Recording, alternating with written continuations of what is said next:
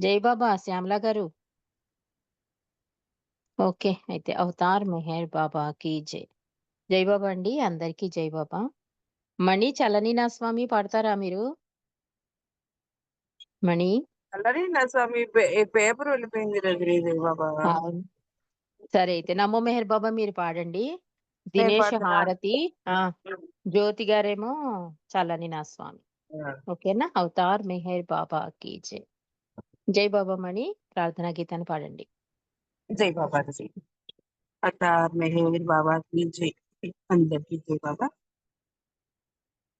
నమో మిహిరు బాబా Avatar నమో దేవ దేవ प्रभु नमो मिहिर बाबा अवतार नमो देव देवा अपार दिव्या कृपा सागर अपार दिव्या कृपा सागर सकल चराचर जगदुद्धारा सकल चराचर जगदुद्धार नमो मिहिर बाबा अवतार नमो देव देवा जोहारुलिवे श्री मेहेरु बाबा जोहारुलिवे श्री मेहेरु बाबा महिनि जनिंचिन मानव रूपा महिनि जनिंचिन मानव रूपा इह परानंद जीवनमीव इह परानंद जीवनमीव भव भय भंजन परम पावन भव भय भंजन परम पावन नमो मिहिर बाबा अवतार नमो देव देवा అజ్ఞానాంధత అంతము చేసి అజ్ఞానాంధత అంతము చేసి దివ్య విజ్ఞాన దృష్టిను సంగి దివ్య విజ్ఞాన దృష్టిను సంగి హరిషడ్వర్గము అంతరింపగా హరిషడ్వర్గము అంతరింపగా అవ్యయ మోక్షం బను గ్రహింపు అవ్యయ మోక్షం అనుగ్రహింపు నమో మిహిరు బాబా అవతార్ నమో దేవ దేవా అపార దివ్య కృపా సాగర అపార దివ్య కృపా సాగర సకల చరాచర జగదుద్ధారా సకల చరాచర జగదుద్ధార నమో మిహిరు బాబా अवतार नमो देव देवा अवतार मेहर बाबा की जय रजनी जय बाबा జై బాబా మణి ప్రార్థనా గీతంతో ఈరోజు ఈ సహవాస్ ప్రారంభించినందుకు జై మెహర్ బాబా. మనం సత్య సంపద అని రెండవ పుస్తకాన్ని చదువుకుంటున్నాం. దీన్ని గౌరీ కుమారి గారు ట్రాన్స్లేట్ చేశారు. దీని ముందు మాట రామకృష్ణయ్య గారు. ఇవన్నీ కూడా ఒక బుక్ రీడింగ్ గా కాకుండా జీవితంలో ఆచరించడానికి అనువుగా ఉండేవి ఈ అధ్యాయాలన్నీ చెప్పి రామకృష్ణయ్య గారు చెప్తారు. గౌరీ కుమారి గారు కూడా ఏమంటారంటే, బాబా పని అని వచ్చేసరికి చాలా ఆటంకాలొస్తాయి. కానీ దాన్ని అధిగమించి బాబా పనికే మనం తలవొగ్గాలని చూపించేలా రుస్తుంబి ఫలహాటియే మనకు ఆదర్శం అని చెప్పి గౌరీ కుమారి గారంటారు. నిన్నటి రోజు ఈ సత్య సంపద అనే విషయంలో రుస్తుంబి ఫలహాటి అంటాడు. అంటే పుస్తకాన్నయితే డేరింగ్‌గా రాసేస్తాడు గానీ, బావూజీ ఏమంటాడు అంటే యథాతథంగా ఉన్నదున్నట్టు రాయమని బావూజీయే ఎంకరేజ్ చేస్తాడు. కానీ పుస్తకం ప్రింట్ ఔట్ అయ్యాక భయపడతాడు రుస్తుం. అంటే మండలి ఎంత స్వచ్ఛంగా ఉంటారు, ఎంత నిజాయితీగా ఉంటారు, ఎట్లా నడిపిస్తారు ప్రేమికుల్ని, స్థిర నివాసుల్ని ఇవన్నీ కూడా ఉన్నదున్నట్టు రాసేసాడు. దానికి బావూజీ ఏమంటాడో అని భయపడతాడు. కానీ బావూజీ అంటాడు, "చాలా అద్భుతంగా ఉంది పుస్తకం. నేను చదివాను" అని చెప్పి బావూజీ అనడం రుస్తుంబి ఫల్హాటికి చాలా సంతోషమవుతుంది. ఎందుకంటే అందరూ కూడా చాలా మంది అప్రిషియేట్ చేస్తారు. ఉన్నదున్నట్టు రాసావు. ఒక ఆధ్యాత్మిక శిక్షణ గురించి రాసావు పుస్తకం అని చెప్పి బావూజీ అనడం. ఇదంతా మనకి నిన్నటి రోజు అధ్యాయంలో రుస్తుంబి ఫల్హాడి చెప్తాడు. ఒక ప్రేమికుడు అడుగుతాడు. "నీకు ఇంత నువ్వు స్థిర నివాసిగా ఏర్పడ్డావు కదా! నీకు ప్రత్యేకంగా మండలి కోసం ఏదైనా చేసిందుందా?" అంటే రుస్తుంబి ఫల్హాటి అంటాడు, బాబా సంతోషాన్ని ప్రేమికుడు ఎలా కోరుకుంటాడో నేను మండలి సంతోషాన్ని కోరుకునేవాడిని." అంటే వాళ్ళు చాలా హడల్స్ అని దాటుకొని ఇంకా బాబా నిర్యాణానంతరం కూడా బాబా కోసమే జీవిస్తున్న ధన్యజీవులు వాళ్ళు. కాబట్టి వాళ్ళని ఇబ్బంది పెట్టే విధంగా కాకుండా వాళ్ళని ఉల్లాసంగా, ఆనందంగా, హాస్యంతో వాళ్ళనెప్పుడూ కూడా ఆనందంగా ఉంచేలా చేయడమే నేను చేసే పని. అది నాకెంతో నచ్చేది అని చెప్పాడు రుస్తమి ఫలహటి. ఎందుకంటే వాళ్ళు ఆనందంగా ఉంటే అక్కడ వాతావరణం అంతా ఆనందంగా ఉండేట. వాళ్ళు ఏమాత్రం నిరాశగా ఉన్నా కూడా వాతావరణం అంతా నిరాశంగా అంటే ప్రపంచమే శూన్యమైపోయిందా అన్నట్టుండేది. కాబట్టి ఎప్పుడైనా నాకు నచ్చిన పని అంటూ ఉంది అంటే మండలి వారిని నవ్విస్తూ ఆహ్లాదకరంగా ఉంచడమే నాకు నచ్చిన పని అని చెప్పాడు రుస్తుంబి ఫలాటి నిన్నటి రోజు. ఈరోజు రెండవ అధ్యాయంలో పుస్తకం కొనసాగింపు అంటున్నాడు. దీని గురించి మనం తెలుసుకుందాం.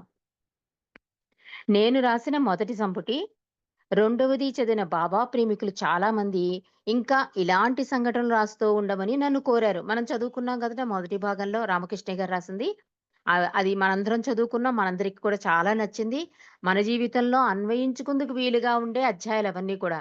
అందుకే ప్రేమికులందరూ అన్నారట, ఇలాంటి సంఘటనలు ఇంకా రాయని నన్ను కోరారు.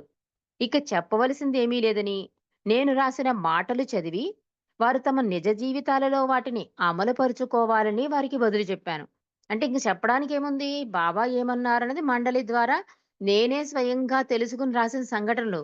అందులో ఏముంది? నామస్మరణ ఎలా చేయాలి? బాబాని ఎలా సంతోషపెట్టాలి? ఎలా ఎలాంటి నిబద్ధతతో భగవంతుడితో ఉండాలి? స్థితప్రజ్ఞత అంటే ఏంటి? అసలు ఆధ్యాత్మికత అంటే ఏంటి? ఇలాంటి విషయాలే కదా చెప్పాడు. అందుకనే 'రుస్తుంబి వలహాటి' అంటున్నాడు. ఇంక చెప్పవలసిందేం లేదు. మీరు ఆచరించవలసిందే, అమలుపరచవలసిందే అని చెప్తున్నాడు. ఇంకా ఇంకా వ్రాయమని కోరే చాలా మంది బాబా ప్రేమికులకు నేను చెప్పే జవాబు అదే మరి. నేను చెప్పిన విషయాలను మీ జీవితాలలో మీ జీవితాలలో అమలు చేయండని నేను చెప్పగా ఒక ప్రేమికుడు ఇలా అడిగాడు. ఈ విషయాలను ఎలా అమలు చేసుకోవాలో మాకు తెలియదే. మీ అనుభవాలేమైనా ఉంటే మీరెలా వాటిని అమలు చేయగలిగారో మాకు చెబితే బాగుంటుంది అన్నాడు అతను. అంటే మనం చదువుకుంటే వెళ్ళిపోతే అదే రామకృష్ణయ్య గారు కూడా అదే అంటారు. బుక్ రీడింగ్ గా చదవకండి బాబా పుస్తకాలు అంటారు. అంటే ఇక్కడ ఇతను కూడా ఒక ప్రేమికుడు అడిగాడు. నువ్వంటే రాసుకుంటూ వెళ్ళిపోయావు. కానీ ఎలా అమలు చేయాలి? దీన్ని కూడా చెబితే బావుంటుంది అన్నట్ట. నా మదిలో అలా ఉండిపోయే అతని మాటలు, అతడు ఇచ్చిన సలహా ప్రకారం నేను మరికొంత వ్రాయవచ్చనే అభిప్రాయం నాలో కలిగింది. నా అనారోగ్య కారణం వల్ల మరలా పుస్తకం రాయడం, అచ్చు వేయించడం మొదలగు విషయాలలో జాప్యం జరిగింది. అంటే పుస్తకం అయితే రాసేసాను గానీ, ఈ ప్రింటింగు దీనికి తప్పులుంటాయి కదా! అవన్నీ సరిదిద్దడం దీనికి నా అనారోగ్యం వల్ల కొంత టైం పట్టింది అని చెప్తున్నాడు రుస్తుం. 2007 సంవత్సరం చివరిలో ఒకరోజు సామిర్ డిల్జాన్ అనే ఢిల్లీ ప్రేమికుని నుండి నాకు ఫోనొచ్చింది.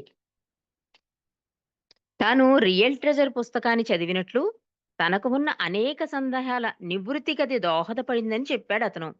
తనకున్న అనేక సమస్యలను పరిష్కరించుకోవడానికి ఆ పుస్తకం తనకు దోహదపడిందని, ఇంకా తనకు తీరని సందేహాలు ఉండిపోయాయని, వాటికి సంబంధించిన విషయాలు ఆ పుస్తకంలో ప్రస్తావించలేదని చాలా సేపు ఫోన్‌లో మాట్లాడాడతను.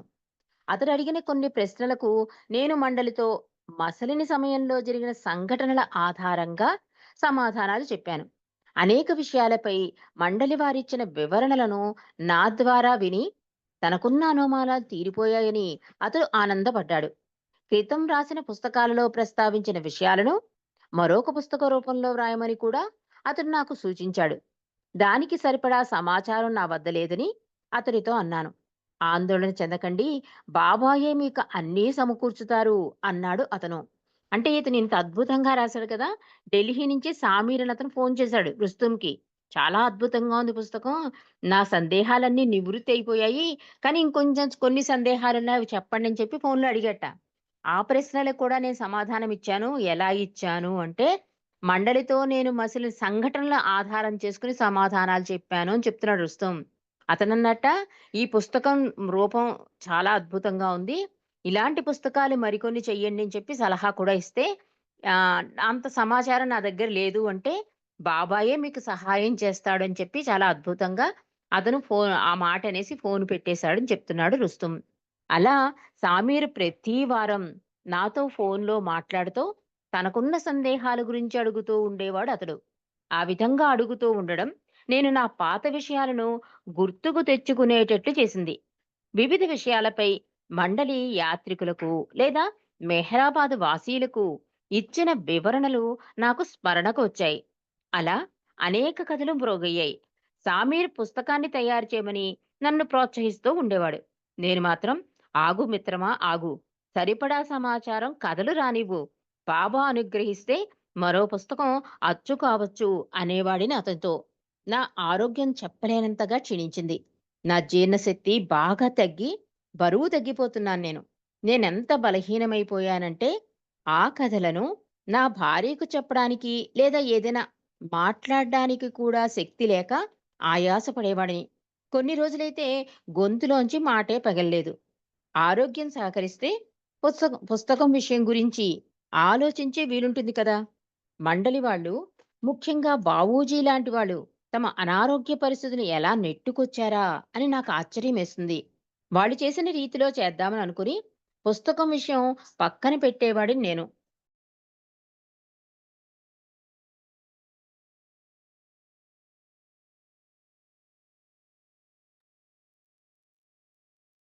అంటే ఈ రుస్తుంబి ఫల్హాటి చెప్తున్నాడు. రోజు ఈ సామీరు అనే అతను ఫోను చేసేవాట. అవన్నీ చాలా అద్భుతంగా సమాధానాలు ఇచ్చేవాడిని.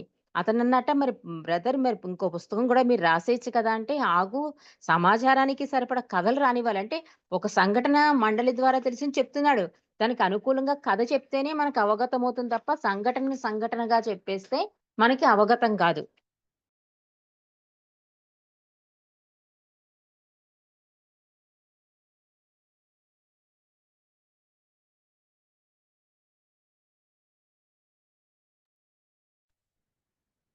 జై బాబా.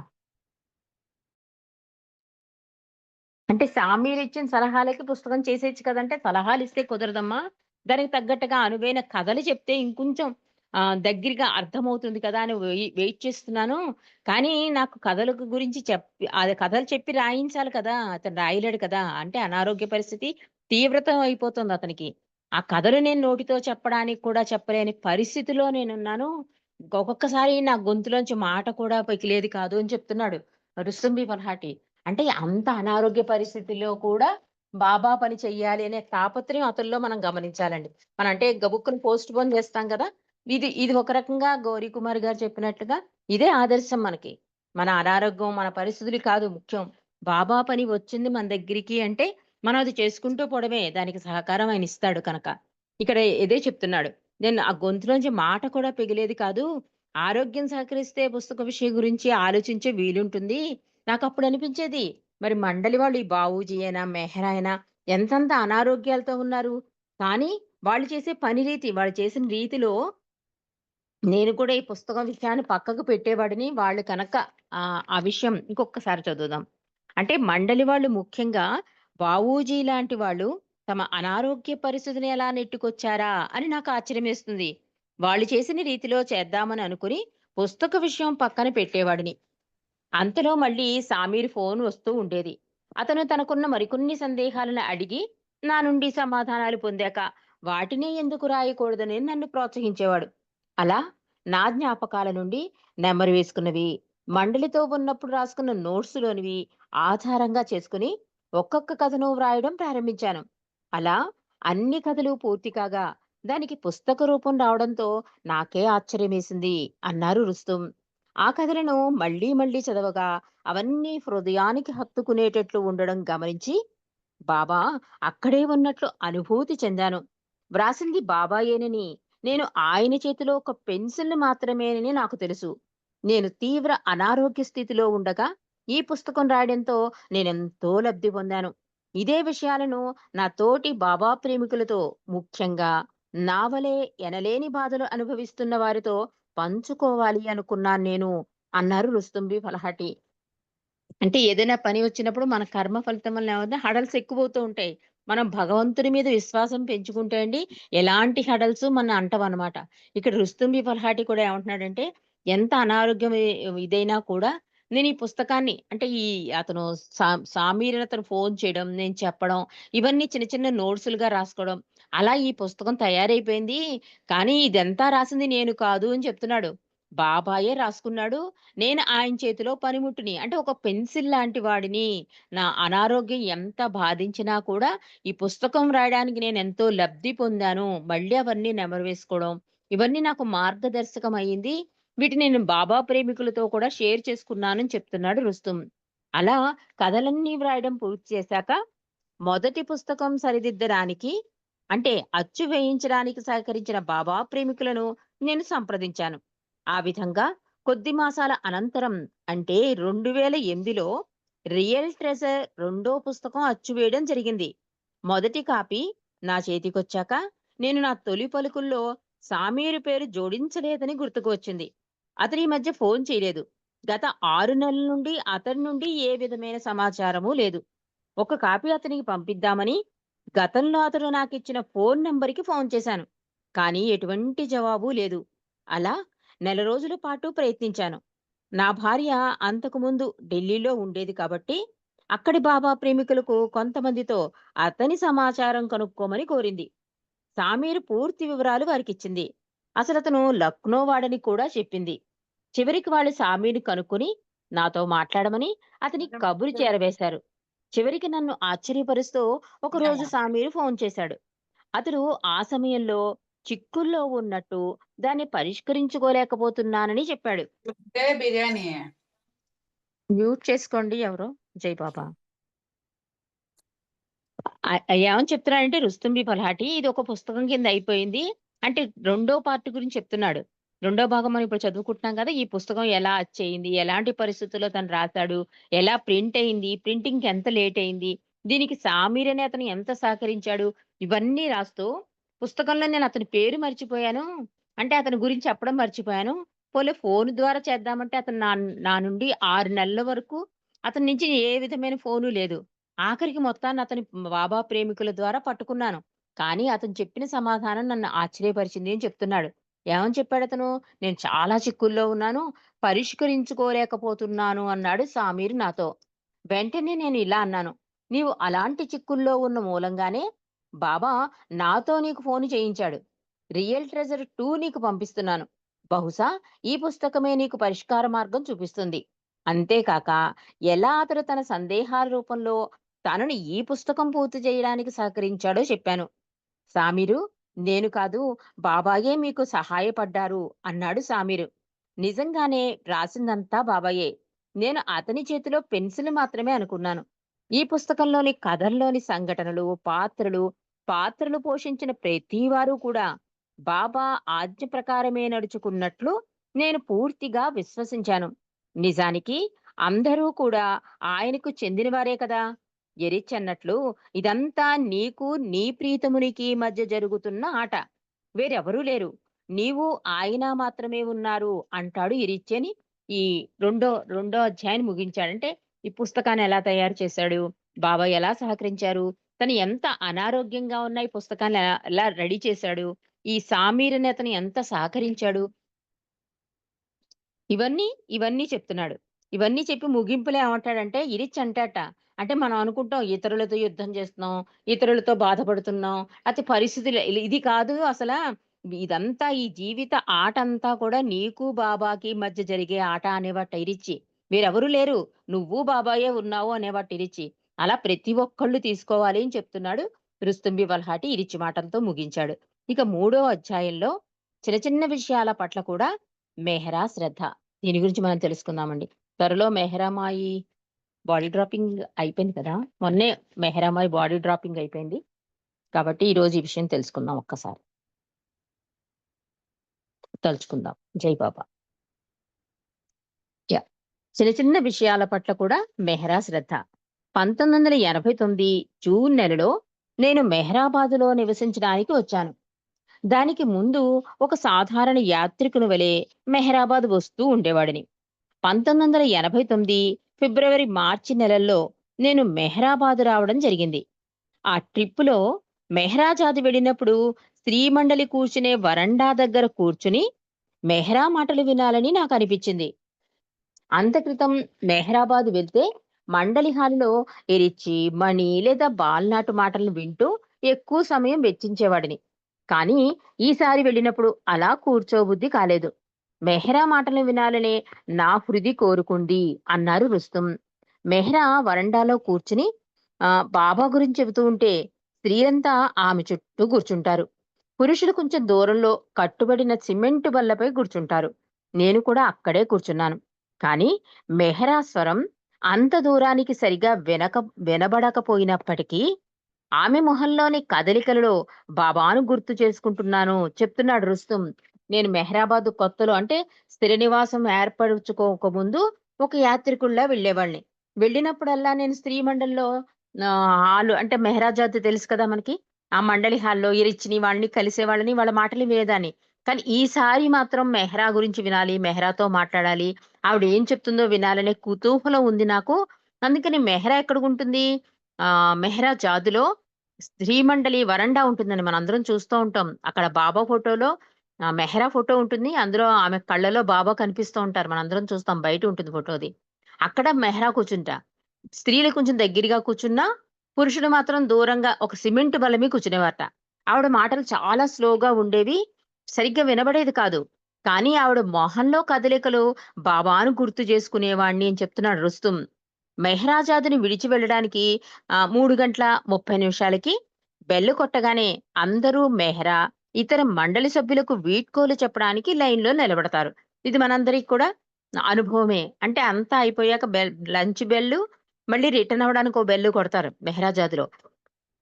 అలాగే 3:30కి బెల్ కొడితే అందరూ లైన్‌లో నించొని వీడ్కోలిస్తారు. స్త్రీ మండలికి, పురుష మండలికి కూడా. అలా లైన్‌లో నేను నించున్నాను అని చెప్తున్నాడు రుస్తుం. మెహ్రా ఈసారి పూర్వం కంటే భిన్నంగా చేయడం నేను గమనించాను. అందరూ జైబాబా చెప్పడం పూర్తి చేశాక, చివరగా ఉన్న స్త్రీకి వీడ్కోలు చెబుతూ మెహ్రా ఆమె చెయ్యి విడవకుండా పట్టుకుని వెళ్ళనివ్వడం లేదు. గంట మోగిన తర్వాత కూడా 10, 15 నిమిషాల వరకు అలా మాట్లాడుతూనే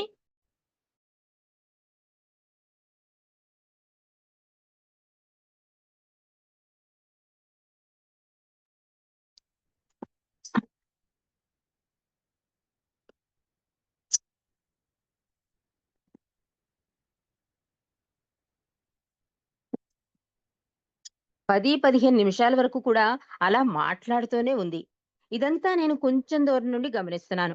మణి మరియు మెహరు గంట కొట్టి చాలా సేపయింది. ఆమెను వెళ్ళనివ్వు అని మెహ్రాకు జ్ఞాపకం చేసేవారు. మెహ్రాను కలవడం ఇదే ఆఖరిసారని ఎందుకో నాకనిపించింది చెప్తున్నాడు. 89 లోనే కదా ఆవిడ బాడీ డ్రాప్ చేశారు. రుస్తుం చెప్తున్నాడు. ఆ రోజెందుకో మెహ్రా ఒక స్త్రీ చెయ్యి పట్టుకుని వదలలేట. మెహ్రు మణి చాలా సార్లు చెప్పాక వదిలారట.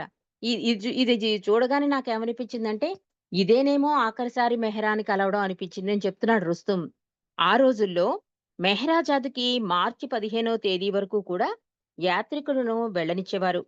చివరి రోజు ఎలైన్ అనే స్త్రీ తన కుమారుడైన పీటర్ అంటే 7, 8 సంవత్సరాలు ఉంటాయతనికి.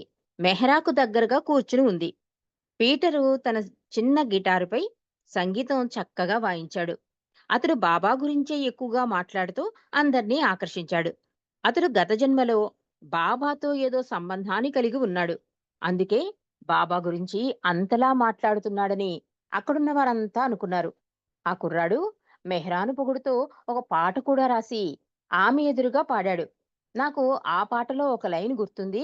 అదేంటంటే, బాబా ఎత్తైన చెట్లను ప్రేమించేవారు, మెహ్రాను బాబా అన్నిటికన్నా మిన్నగా ప్రేమించేవారు అని ఆ పాట అర్థం.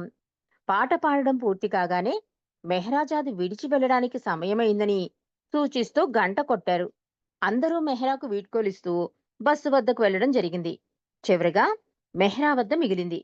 ఎలైను నేను మెహ్రాకు జైబాబా చెప్పేసినప్పటికీ మెహ్రాకు ఎలైన్‌కి మధ్య జరిగే సంభాషణ పట్ల నేను ఆకర్షితుడయ్యాను అంటున్నాడు రుస్తుం. మెహ్రా ఎలైన్ని విడిచిపెడితే గాని బస్సు కదలదని నాకు తెలుసు. మెహ్రా ఎలైన్‌తో తాను తిరిగి విమానంలో వెళ్ళేటప్పుడు గిటార్ ఎలా తీసుకుని వెళ్తావు అడుగుతున్నారు మెహ్రా. దాని గురించి తానింకా ఆలోచించలేదని, లగేజ్‌లో ఎక్కడో దాన్ని పెట్టాలని ఎలైన్ బదులిచ్చింది. అది విని మెహ్రా జాగ్రత్త, ప్రయాణంలో గిటారు పాడవుతుందేమో, భద్రంగా చూసుకోండి అంది మెహ్రా. అంతేకాదు గిటారు దెబ్బతినకుండా దేనితోనైనా బాగా చుట్టి సామాన్లో పెట్టుకోవాలని జాగ్రత్తలు చెప్పింది మెహ్రా. ఆ చిన్న కుర్రాడు గిటారు పట్ల మెహ్రా కనబరిచిన శ్రద్ధకు నేను ముగ్ధున్నయ్యాను. ఎలైను తాను చెప్పిన విషయాలన్నీ వినదని విశ్వసించాకనే మెహ్రా ఆమెను అక్కడి నుండి వెళ్ళనిచ్చింది బస్సులో. అంటే వీళ్ళందరూ కూడా ఈ బస్సులో సెండ్ ఆఫ్ ఇచ్చినప్పుడు ఈ ఎలైన్ అనే స్త్రీకి ఒక కొడుకున్నాడు. వాడేంటి మెహ్రాకి చాలా దగ్గరగా కూర్చుని బాబా గురించి మాట్లాడడం, చిన్న చిన్న పిల్లలు మాట్లాడుతుంటే చాలా ముద్దుగా ఉంటుంది కదా! చాలా మెచ్యూర్డ్‌గా మాట్లాడుతున్నాడు. పైగా మెహ్రా మీద ఒక పాట కూడా పాడేసాట. చాలా ముచ్చటేసింది. వాడి కిందటి జన్మలో కూడా బాబాతో అనుబంధం ఉంది అని చెప్తున్నాడు రుస్తుం. ఆఖరికి పాట పాడడం, అందరికీ వీడ్కోలివ్వడం జరిగింది. కానీ మెహ్రా అందుట ఎలైన్‌తో, "నీ కొడుకు వాయించాడు కదా! ఆ గిటార్ జాగ్రత్తగా తీసుకెళ్ళు. విమానంలో ఎలా తీసుకెళ్తావు?" అంటే ఎక్కడో లగేజ్‌లో పెట్టేస్తానంది ఎలైన్. మామూలుగా క్యాజువల్‌గా అంటాం కదా! "కాదు, కాదు. దాన్ని చాలా భద్రంగా తీసుకెళ్ళాలి.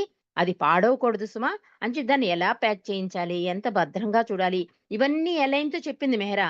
కానీ చాలా ఆశ్చర్యంగా అనిపిస్తోంది. ఒక వస్తువు పట్ల మెహరాకున్న శ్రద్ధ చూసి అంటున్నాడు రుస్తుం.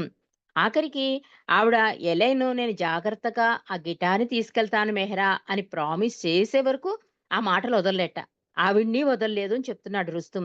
ఎలైన్ తాను చెప్పిన విషయాలన్నీ విన్నదని విశ్వసించాకనే మెహ్రా ఆమెను అక్కడి నుండి వెళ్ళనిచ్చింది బస్సులో.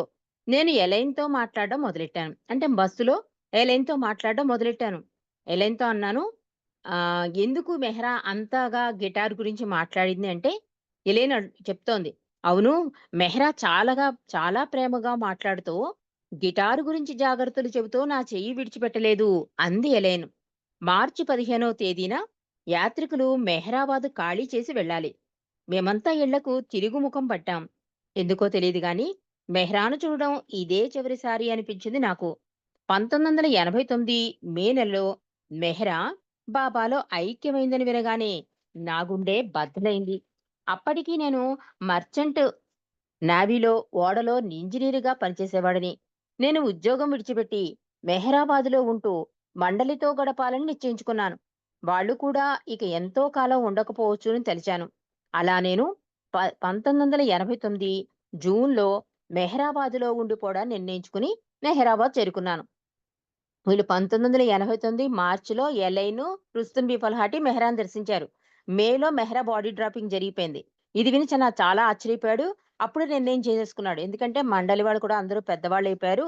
వాళ్ళతో కొంతకాలం టైమ్ స్పెండ్ చేయకపోతే ఇంకా జీవితానికి ఒక లక్ష్యం ఉండదని చెప్పి తన ఉద్యోగానికి రిజైన్ చేసేసి అదే ఇయర్‌లో 1989 జూన్‌లో మెహ్రాబాద్ వచ్చేసానని చెప్తున్నాడు రుస్తుం. జూన్ 15వ తేదీ నాడు మరలా యాత్రికులు రావడం ప్రారంభమైంది. అంటే మార్చి నుంచి జూన్ వరకు సమ్మర్ వెకేషన్స్ ఇస్తారు కదా! మళ్ళీ జూన్‌లో ఓపెన్ చేశారు మెహ్రాజాదు. ఆ సమయంలో ఎలైను మెహ్రాబాద్ వచ్చింది. మెహ్రా లేకుండా గడపడం ఇదే మొదటిసారి కావడంతో అందరూ ఆమె గురించే మాట్లాడేవారు. ఆమెతో వారికున్న అనుభవాల గురించి చెప్పుకునేవారు. ఆమె లేని లోటు తీవ్రంగా అనిపించింది అందరికీ. నేను ఎలైన్ వద్దకు వెళ్లి మెహ్రా చివరగా ఆమె చెయ్యి పట్టుకుని గిటార్‌ని ఎలా ప్యాక్ చేయాలో వివరంగా చెప్పిన మాటలను ఎలైన్‌కి గుర్తు చేశాను నేను. ఆమె అంది, "అవును. నాకు బాగా జ్ఞాపకం ఉంది. కానీ మీకు తెలుసా?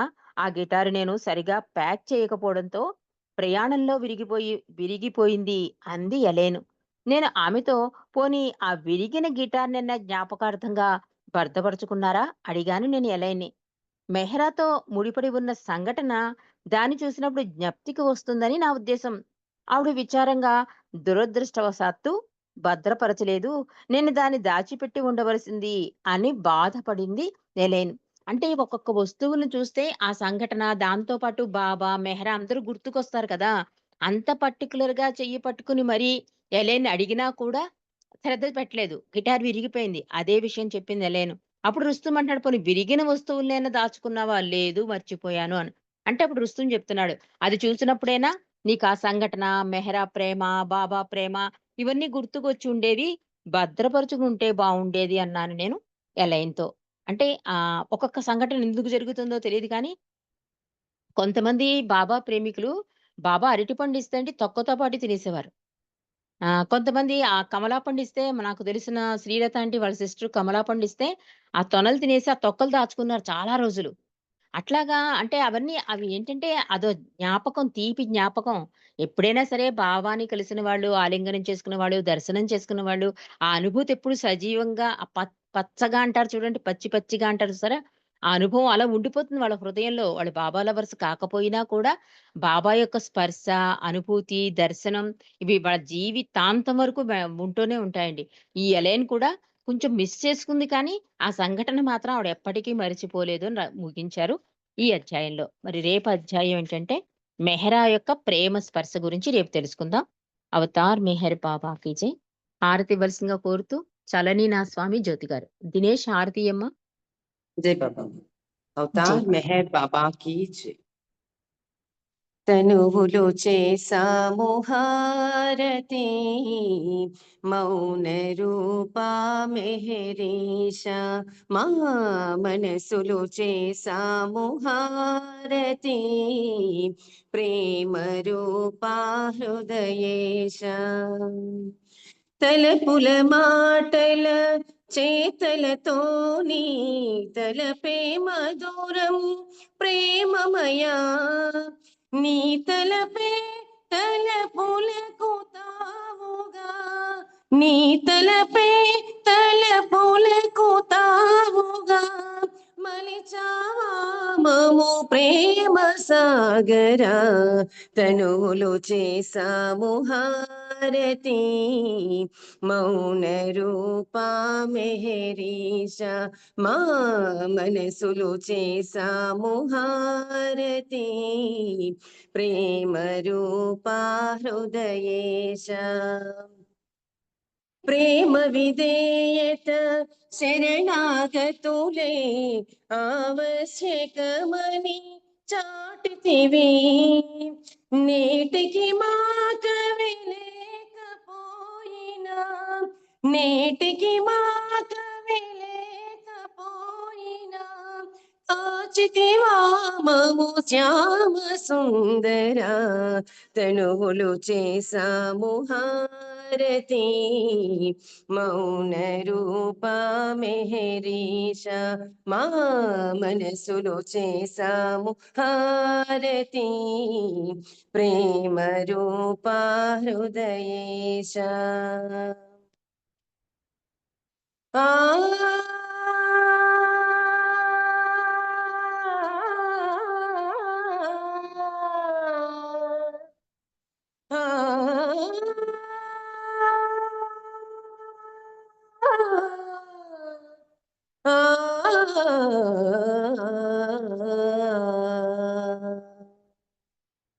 ముల్లోకాలేలే నీవు మా కోసం వచ్చావయ్యా। జై జై మెహరు బాబా, జై జై మెహరు బాబా, జై జై మెహరు బాబా, జై బాబా। అందరినీ కావగణించి మా మధ్యనే మసలావయ్యా।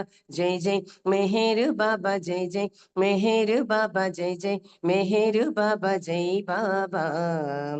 నీ నామం చేసిన ఎదలో ప్రేమ మొలకలే సావయ్యా, నమ్మి చెంత చేరిన వారికి తోడు నీడవయ్యావయ్యా। నీ సేవను చేసిన వారికి సేవే వరముగా ఇచ్చావయ్యా।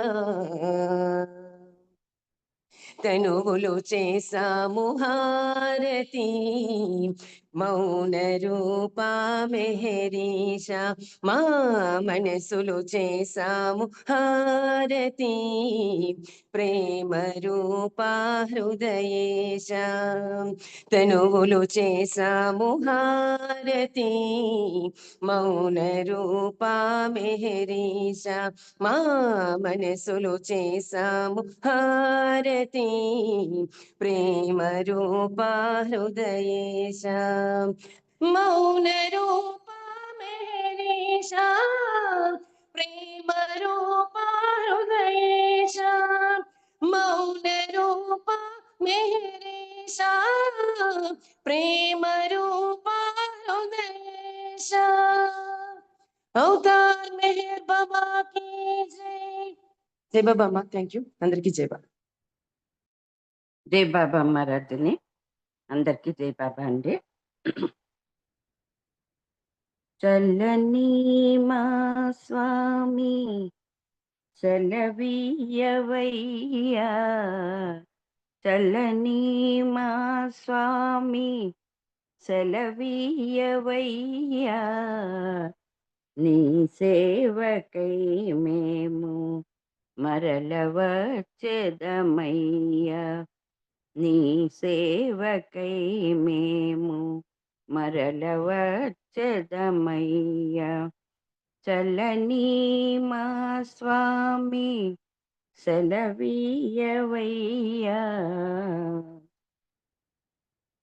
మెహరు నామమే నిత్యం కీర్తించులాగు